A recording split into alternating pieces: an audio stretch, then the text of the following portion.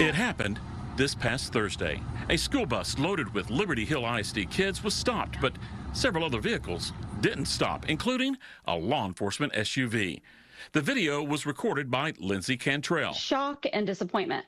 Like I've said before, it's disappointing to see law enforcement, disregarding the law or not paying attention. Highway 29 near Liberty Meadows Drive is where this incident took place. Frustration, I think, would be the main thing. Frustrated that people should know better. But it seemed like that you had a train effect with all these other vehicles saying, all right, if he can do it, I can do it. Yeah, basically, that's what I saw, that, they just followed suit and did what he did. The black SUV appears to have low visibility markings known as stealth graphics, making identification difficult. Eventually, I'll figure it out. Things like that just, come to me.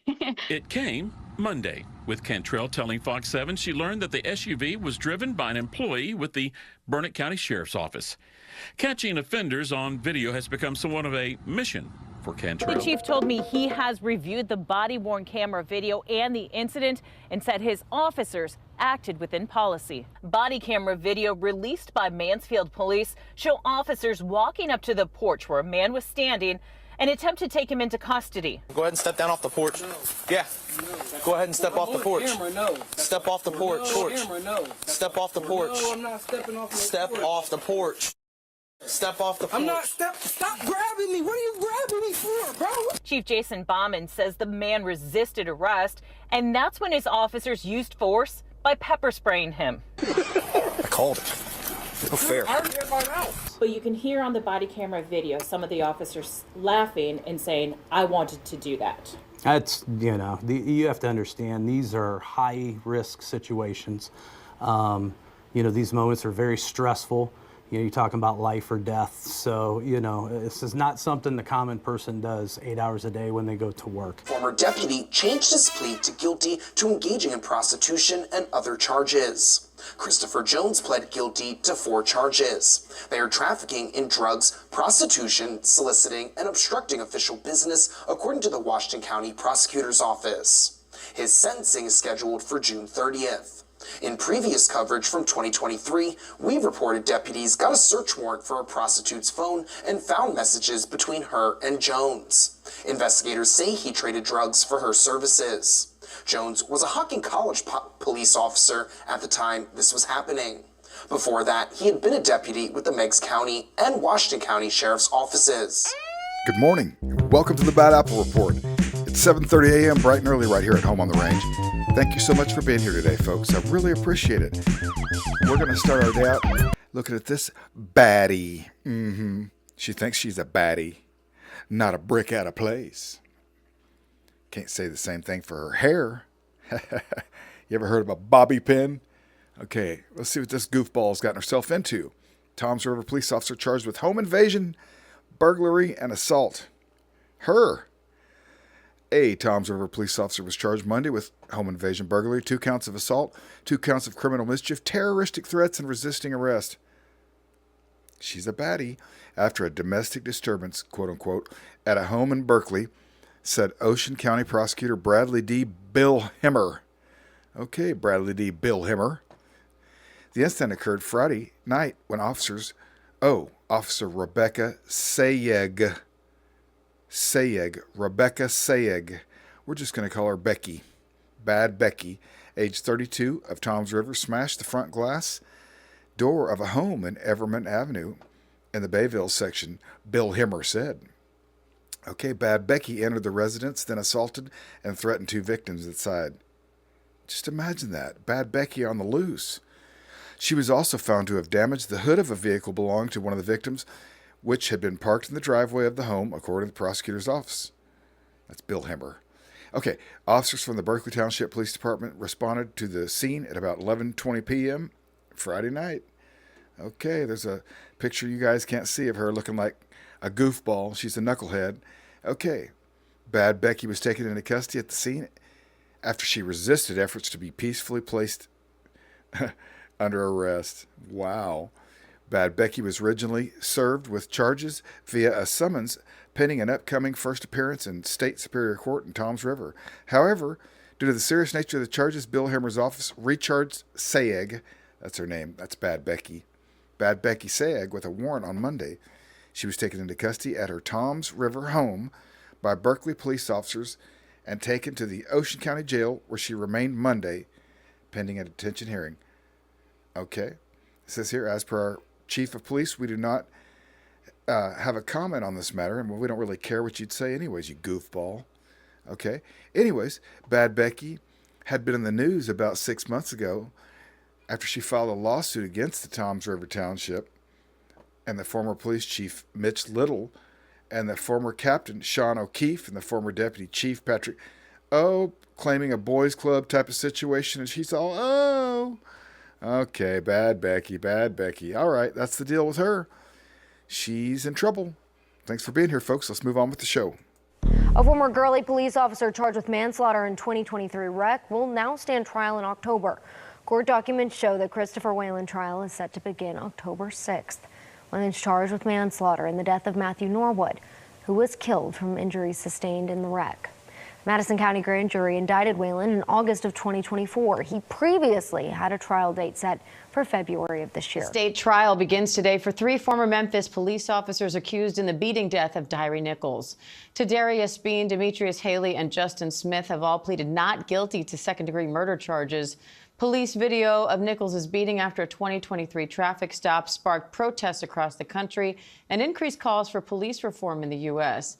And you're looking at a live picture right now of the judge giving instructions to attorneys on both sides before they start opening statements. Let's bring in ABC News legal contributor and trial attorney Brian Buckmeyer. So, Brian, what are you watching for as opening statements get started today? I just want to see what these 3 defense attorneys are going to put out there. Now, you highlighted that this is a state trial because the federal cases have already come and gone. The sentencing hasn't happened as yet. It's going to happen on the state case. But we only have 3 defendants who are on trial right now: Haley, Smith, and Bean. Martin and Mills, from our understanding from their defense attorneys, they at some point will change their plea from not guilty to guilty. So is Haley, Smith, and Bean going to point the finger at Martin and Mills? Is that the defense here? And of course, we saw a mixed bag of results from the federal case. So are we going to have the same thing here as well? The trial's taking place in Memphis, but the jury was taken from Hamilton County on the other side of the state. Why seat an out-of-town jury here, and how do you think that could impact things? So the why is that the defense made a very strong argument, I think one that everyone can kind of understand, that no jury in this community would have seen that video and been able to give the defendants a fair and impartial trial. And so they sought the advice of both the defense and the prosecution and the judge to find an area where they can find what they believe to be a fair and impartial jury, and they've seated one today, and that's why they're beginning opening statements. Do I think it'll have an impact on the case? Yes, to some degree. As you pointed out in the opening, this case affected the entire country and probably even beyond that as well. So I think it alleviates some of the issues, but still people are going to know this case and have a deep impact of it. Brian, all 3 men have already been found guilty of obstruction charges in the federal trial. So how is this state trial expected to be different from that one? And can the results of the federal trial impact the state trial? So it will be different in the sense of it is the same action that they're accused of committing, the death of or the violation of civil rights, but there are different charges as well as different elements to those charges when you compare the federal case from the state case. Here in the state case, we're talking about a second-degree murder, aggravated kidnapping, aggravated assault. Those have different elements and different standards by which the case would have to be proven. We're banging through the headlines like you know we got to do, and we've come across this former hero. Just kidding. He's always been a zero, but he's a former Crockett County officer now, and he was arrested accused of assaulting his girlfriend, the TBI says. Crockett County, a former Crockett County officer, was arrested after being accused of assaulting his girlfriend, according to the Tennessee Bureau of Investigation. On April 26, TBI agents began investigating the 48-year-old Eric Daniel Jones, a former officer from the Alamo Police Department. Listen, you guys, Jones is accused of pointing a gun at his girlfriend on Saturday night at his home in the 200 block of West Church Street, according to TBI. Dummy. Super bad apple. He was charged with 1 count of aggravated assault, domestic violence, and 1 count of possession of a firearm while intoxicated. Jones was terminated from the department and was booked into the Crockett County Jail, where he had a $10,000 bond, the TBI said. That's the story on that bad apple. Just another day right here on the Bad Apple Report. Thank you so much for being here, folks. I really do appreciate it. We're learning more about the arrest of a former New Mexico judge and his wife who are now in federal custody. They're accused of helping a suspected gang member living in their home hide evidence. News 13's Gabe Chavez details. A now disbarred judge is on the other end of the law after he and his wife were taken into federal custody yesterday. Homeland Security arrested former Doña Ana County Magistrate Judge Joel Cano and his wife Nancy at their Las Cruces home. This comes after an alleged Venezuelan gang member has been staying in their home while being investigated by Homeland Security. Federal court documents show Kristen Ortega Lopez was arrested in February by federal agents under suspicions of living in the country illegally and allegedly being involved with the Venezuelan gang Tren de Aragua. When he was taken into custody, federal documents stated that Nancy maintained communication with Ortega Lopez and even tried to help him delete his Facebook account, something that held evidence that was needed in his criminal case. Federal documents also show that when Ortega Lopez was arrested, one of the phones he used was still in the home and may have had other incriminating evidence against him. Another search warrant was issued to find that missing phone back in March, but police say that Joel Cano admitted to destroying the phone and throwing away the pieces. We got a real bad apple here, folks. He's a former CHP officer arraigned on multiple EXUAL assault charges in Butte County. Oroville, California. Former California Highway Patrol officer Vidal Gonzalez, age 21, was arraigned in Butte County Superior Court on EXUAL assault charges following his arrest on Wednesday. The arrest was made by the California Highway Patrol in Oroville on a warrant authorized by the Butte County District Attorney's Office. Butte County District Attorney Mike Ramsey stated that Gonzalez, who had recently graduated from the CHP Academy and was assigned to the CHP Redwood City office, is facing 4 felony counts of EXUAL assault and 1 count of felony assault. Charges stem from a comprehensive CHP criminal investigation that began in early February. Ramsey said that the alleged incidents occurred while Gomez was off duty. Ramsey said that in early February, a victim reported to the Oroville CHP office that she had gone on a date with Gonzalez to the Oroville Dam when he actually assaulted her while in the car. The victim was acquainted with Gonzalez through prior social interactions. Additional victims came forward during the investigation, alleging they were actually assaulted by Gomez as well. Another victim reported that in November 2024, while in Chico, Gomez became violent and actually assaulted her against her will. Gomez, you got a problem, brother. You're going to jail, apparently. Ramsey noted that Gonzalez had been an active CHP officer for only about 2 weeks in February, stationed at the Redwood City CHP office in San Mateo County. Okay, although Gonzalez was living in Oroville, he maintained a residence in the Bay Area for work purposes. He was placed on administrative leave following the initial report, no longer employed with the California Highway Patrol. That's Gomez. Ramsey emphasized that the victims were known to, Gomez, it's Gonzalez, sorry. Ramsey emphasized that the victims were known to Gonzalez from previous social interactions, blah, blah, blah. We already heard that. At the arraignment, the judge denied bail for Gonzalez. That means he's sitting in jail, you guys, due to the public safety concerns, and that's good to hear. That's good to hear. Okay. Gonzalez is in jail. Let's move on with the show. One advocate from the group Standing in Power says that he is seeing changes in the department that he says is moving it in the right direction, but the group still wants to see more. The review took a deep dive into the department's inner workings and gave suggestions on how to make the department better. However, the report cost the city over $300,000. And Terrence Adkins from Standing in Power says with that price tag, things need to change. I think it was money well spent on the report, but the only way that it would be well spent is if it's enacted. Because the report just shows us what we've already been seeing, but it does give recommendations to how to mitigate some of these problems. So for the report to be worth anything, the people in charge have to actually make sure it's implemented. The department has already made some changes, including the turnaround time on complaints from the public. Adkin adds that there is still work to be done. I see that they're on the road to trying to fix this, but as far as the department in the past 3 months, I don't think they've taken heed to what was in that report. I don't even think the entire department read it. City Councilman Carlton McMasters told me he thinks the department is waiting for a new chief to come and address the review as they see fit. City Council has decided to move forward with Tory Mack as the new chief of police here in Decatur. However, an official vote still needs to happen. I reached out to the city's Human Resource Department to get more information on the hiring process of Tori Mack of Birmingham Police Department, and I'm still waiting to hear back.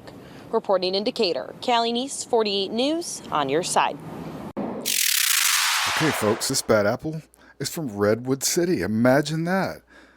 That's where that CHP bad apple from the last segment was stationed. What if they have a little grape club going on or something? Because this officer has been arrested on suspicion of grape. Okay, Redwood City Police say they have arrested a Belmont police officer on suspicion of grape. Felipe Gomez, age 35, of Redwood City, was arrested on Monday at the Belmont Police Department. And he's been arrested for grape of a victim who is incapable of giving consent due to a mental disorder. Redwood City Sergeant Victor Figueroa said, okay, officers booked Gomez into the San Mateo County Jail. He later was released on $100,000 bail bond. Gomez allegedly committed the grape while he was off duty, police said, but gave no further details. Belmont Police Lieutenant Pete Lottie said his department fired Gomez on Wednesday, and Gomez was an officer for less than a year. Okay. I think they become cops just so that they can do this type of stuff. Okay, at a Belmont City Council meeting on December 10th, Police Chief Ken Stenquist introduced Gomez and 3 other newly hired officers. Yay! Stenquist said Gomes was born in Brazil. Oh, good. And he was a police officer in the Brazilian Air Force. Oh, I bet he did a lot of bad things before coming to the United States. He speaks Spanish and Portuguese fluently. And jailbird now, I bet he speaks jailbird, or he's going to anyways, allegedly.